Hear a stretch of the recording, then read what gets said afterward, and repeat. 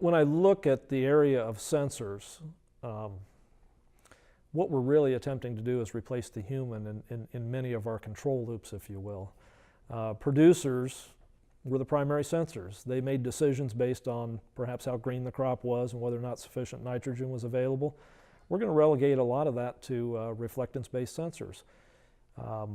The sensor density on machines necessarily is going to get higher. We're going to provide more information, which means we're going to be able to automate processes on the farm and do a much better job.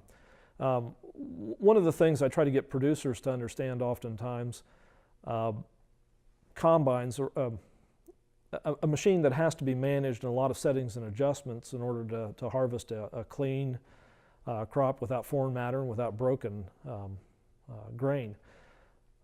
As we're able to sense the cleanliness of the grain, if you will, the foreign matter, if we're able to sense broken kernels of corn within the combine, we can begin to make those adjustments automatically. And what I like to do is kind of frame the nature of this opportunity within a looking at the cost and some of the dollar values that producers are dealing with. If we look at a Class 9 combine, we know that fully loaded, that machine should be able to harvest about 100 bushels a minute of corn. Assuming a reasonable value for corn at $6 a bushel, we can argue whether or not that's appropriate for this year. 100 bushels a minute, that's $600 a minute, $36,000 an hour of grain moving up the clean grain elevator.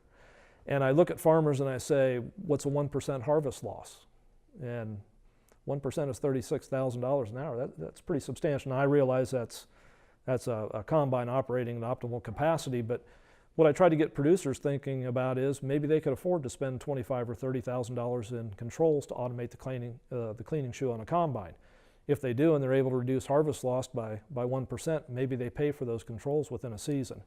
And that's one of the examples I use to kind of suggest where we may be headed with sensors and embedded controls and automation in agriculture. Increasingly, we take more and more control away from the machine operator, and I don't mean to be mean-spirited about this, but machine operators today really are monitoring the performance or the operation of the machine in the field.